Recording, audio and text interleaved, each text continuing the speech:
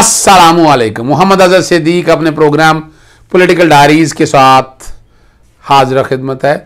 बहुत अहम ये हफ्ता चल रहा है और इसमें बहुत से फैसले होने हैं जो आप तक आहिस्ता आहिस्ता मैं बताता रहूँगा, मैं आगाही देता रहूँगा। लेकिन बहुत से अहम इशू है जिस पर गुफ्तगू होना अभी बाकी है। और एक तो तोशा खाना वाले केस में, चूँकि रात के टाइम में जो रात का मेरा प्रोग्राम है वक्त कम था, मैं वही बता सकता था, इसलिए आज दो इश्यूज़ पे, एक तो आज पेट्रोलियम की कीमतों में हालिया इजाफे को जो मैंने चैलेंज किया था उस केस की समाअत होनी है। आज तैयारी पूरी है, इंशाल्लाह अदालत को मुतमईन करेंगे कि इनका पेट्रोलियम का जो निज़ाम है ये है ही कुछ नहीं, there is nothing in it, हवा में है सारा कुछ और किसी ने कोशिश नहीं की गई है इसको बेहतर कर सके। उस पर गुफ्तगू होगी, तो शाखाना पे गुफ्तगू होगी और फवाद चौधरी के केसेस के बारे में गुफ्तगू होगी। सबसे पहले फवाद चौधरी के दो केसेस आज लगे हुए हैं।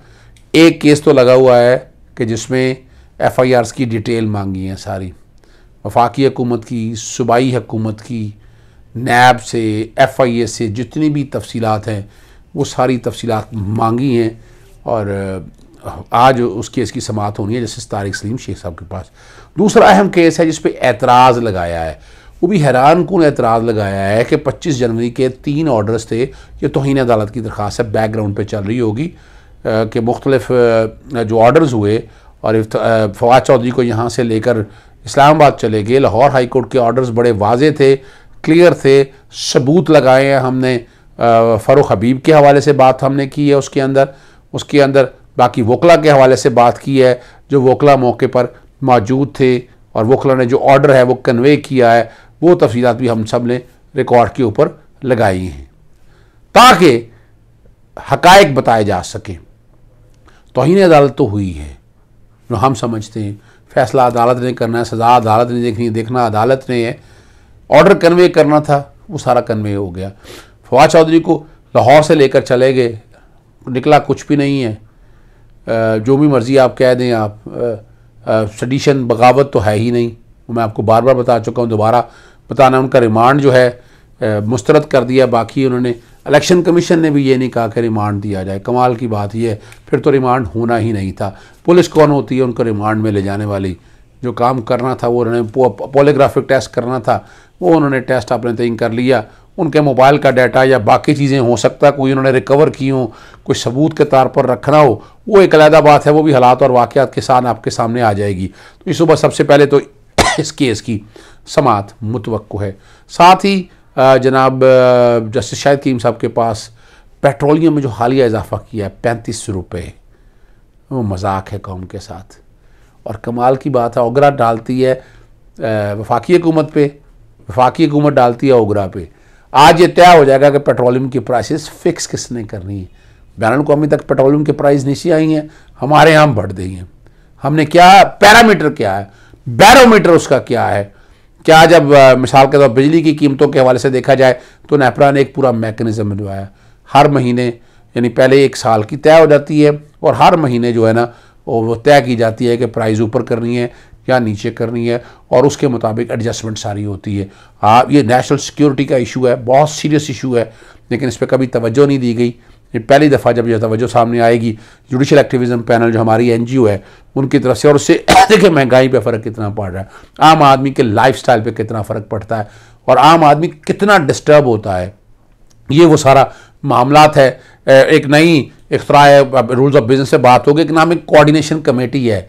ये कहाँ से आ गई प्राइस मिक्सेशन के हवाले से? इसने कैसे प्राइस फिक्स करनी है? ये वो सारी बातें हैं जो बतानी पड़ेंगी। कीमतों के हवाले से बताना पड़ेगा कि ये कैसे सारा कुछ हो सकेगा, ये कैसे जस्टिफिकेशन है।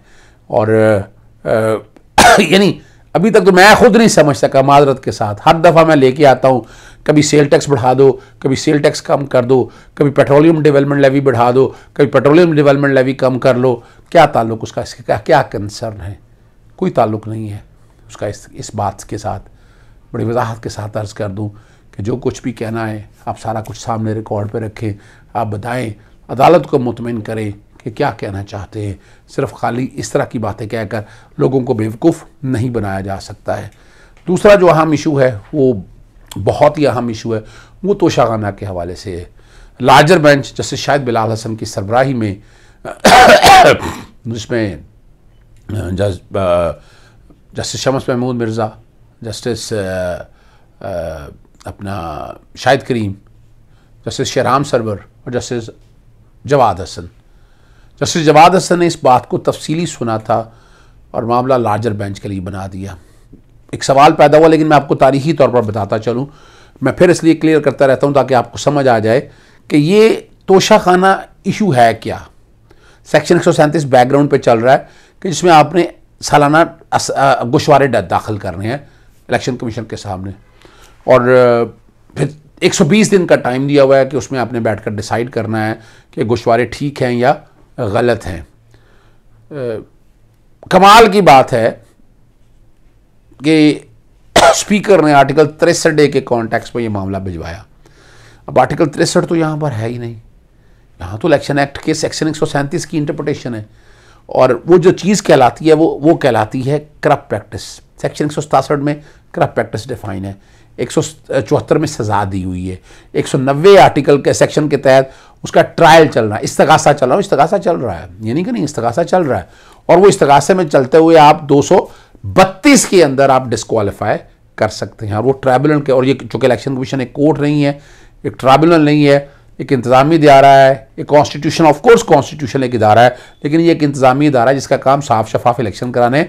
आइन के आर्टिकल 218(3) जो बैकग्राउंड पे चल रहा है उसके मुताबिक ये सारे होने। लेकिन ये इस फ्रेम से निकल के क्या किया, पहली तो बात है मुस्लिम लीग नून के 5 या 6 लोग आए, स्पीकर के पास आए, स्पीकर ने ना को देखा ना आया, स्पीकर ने वैसे ही पकड़ के रेफरेंस बना के इलेक्शन कमीशन को भेज दिया। पहले आर्टिकल 63 की कौन सी प्रोविजन लगती है आपके, या तो लिखा हो ना कि आपने मिसाल के तौर पर मिस डिक्लेरेशन के ऊपर या तो 62(1)(f) आता है। 62(1)(f) मैं इसलिए बताता हूं कि अदालत डिक्लेयर करती है, अदालत बताती है कि आपने गलत बयानी की, आप सादक या अमीन नहीं रहे।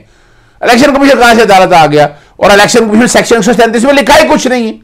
ये वो सारी बातें हैं जो सारी सामने रखी थी। और आपको याद है जाबिर बिन अब्बास की तरफ से मैंने लाहौर हाई कोर्ट में वोटर की तरफ से मामला दायर किया, जस्टिस साजिद महमूद शेट्टी के पास, वहाँ से लार्जर बेंच बना, वहाँ आफाक ने एक दरखास्त दे दी कि जनाब पार्टी लीडर नहीं रह सकते जो कि डिस्क्वालीफाई हो गए हैं। मामला चला गया लार्जर बेंच के बाद जस्टिस मोहम्मद अमीर भट्टी साहब के पास, जस्टिस आबिद अजीज शेख और जस्टिस साजिद महमूद शेट्टी के पास।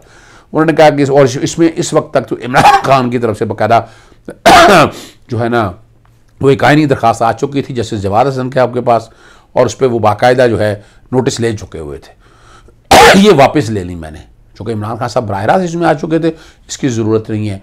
और यहाँ जो कि इमरान खान को बराह रास्त पार्टी भी बनाया गया था वफाकी यानी पार्टी लीडर की हैसियत से हटाने के हवाले से, तो इसलिए ये मामला भी यहाँ आ गया। यहाँ मैंने वापस ले ली, यहाँ मैंने ये वापस ले ली दरख्वास्त कि चूँकि मामला कॉग्निजेंस ले चुका है Lahore high court.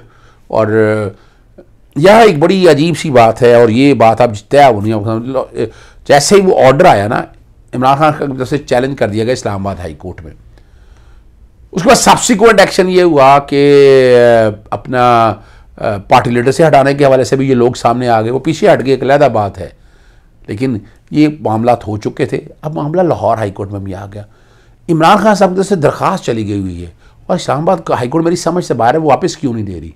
Islamabad high court को इसे कहा, एक बंदे ने दरख्वास्त दी है, वो वापस ले ली है। अब वो रेमेडी उसके पास 2 हैं, जो जुरिसडिक्शन फर्ज कर रहे हैं, कंकरेंट जुरिसडिक्शन हैं, दूसरी जुरिसडिक्शन में चला गया है, तो वहाँ पर मामला चल सकता। और यहाँ लार्जर बेंच बन चुका है, लाहौर हाई कोर्ट के सामने भी यही मामला सामने आया, ठीक है ना जी। और अब यहाँ कि जस्टिस शम्स महमूद मिर्ज़ा साहब का बड़ा क्लैरिटी के साथ बात थी कि ये तो इसमें तो अपील कोई प्रोवाइडेड नहीं है। हकीकत है भाई, जब आपने डिस्क्वालीफाई करना है तो अपील प्रोवाइड होनी चाहिए ना, तो अपील तो नहीं है इसके अंदर, तो ये तो हाई कोर्ट देख सकती है।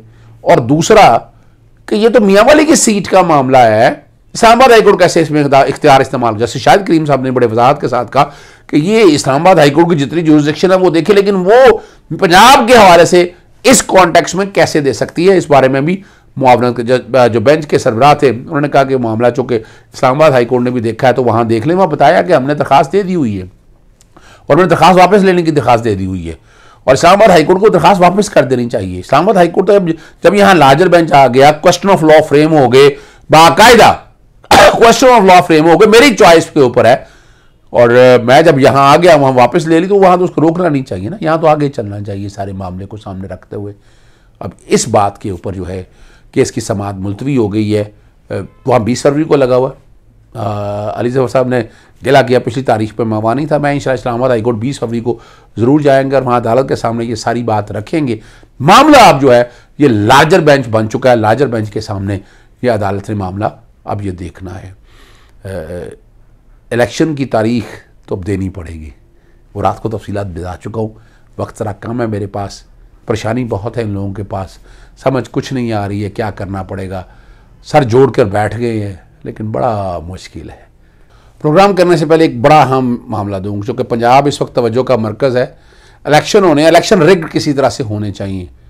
और यहाँ पर चीफ जस्टिस चूँकि रिटर्निंग ऑफिसर सारे मामला चल रहा है, तो मर्ज़ी का चीफ जस्टिस को चाहिए होता है। हालांकि ये कोई रवायत अच्छी नहीं है। साफ शफाफ इंतखाबात चाहिए और पाकिस्तान मुस्लिम लीग नून अपनी मर्ज़ी का चीफ जस्टिस यहाँ चाहती है। लेकिन सुप्रीम कोर्ट के चीफ जस्टिस मेरिट पे चल रहे हैं और उन्हें सियासी लोगों का कोई कंसर्न नहीं है बैठ कर ये फैसले करें कौन है या नहीं करना।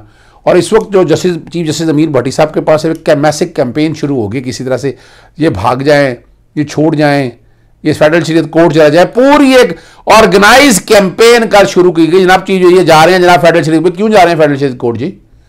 और फेडरल शरीयत कोर्ट जाना है अगर इन्होंने तो कंसेंट इनको अपनी देगी, अपने तो कहाँ से चले जाएंगे। ये इस वक्त काम ठीक कर रहे हैं, वो जितना भी काम कर रहे हैं। यानी मैं बहुत क्रिटिक हूँ, मैं कई मामला में मेरी उनके साथ कई जगह प्यार में गर्मी सर्दी भी हुई है और मैं कई जगह एतराज़ उठाता रहा हूँ, लेकिन वो बहुत अच्छा काम कर रहे हैं। दूसरी जो उनके अगेंस्ट कैंपेन चली, उनके दामाद के बारे में वज़ीर थे अली अफजल साई साहब, और कभी किसी तरह से भी चीज़ अमीर भट्टी साहब ने भी इन्फ्लुएंस नहीं होने दिया अपने प्रोफेशनल काम के हवाले से। तो एक झूठी एक FIR और बताया गया, हालांकि बैकग्राउंड में मैं आपके सामने ये चला रहा हूँ, 870 मिलियन की जो है ना पैसे बचाए इन्होंने। अली अफजल साई साहब ने 27 डेवलपमेंट प्रोजेक्ट से जो पंजाब के अंदर थे और प्राइस रिड्यूस की उन्होंने। एक काबिल 27 काम है। यंग जनरेशन है, बड़ा मेहनती आदमी है, बहुत मेहनती बच्चा है वो, मैं अर्ज करूं। और उसको उनके साथ जोड़ना और अजीबो गरीब सी कैंपेन, और वो कैंपेन जो है बड़ी एक टारगेटेड कैंपेन है। इस तरह की कैंपेन चलाने से पहले 1000 दफ़ा सोच लिया करें। साफ लोगों को इस तरह कैंपेन, और मैं कंडेम करता हूँ इस सारे मसले में, और हम इसकी इंक्वायरी कर रहे हैं। ये कौन लोग हैं जो बैठ के हमारे अदालतों को, ठीक है कई मामला में एतराज़ रहेंगे आपके, लेकिन इस तरह की झूठी बातों में ना, और FIR का बताया पता नहीं FIR क्या है, क्या झूठ है FIR का, तो ये ज़हन में रख लें। ऐसी अब तक कोई बात नहीं आई है। सिर्फ एक मुस्लिम लीग नून को अपनी मर्ज़ी का चीफ जस्टिस चाहिए। मैं नहीं समझता हमारे जजेस इस मामले में इस तरह आएंगे। बाकी इंशाअल्लाह बेहतर होगा। इजाज़त चाहता हूँ। अस्सलाम वालेकुम, अल्लाह हाफ़िज़। पाकिस्तान जिंदाबाद।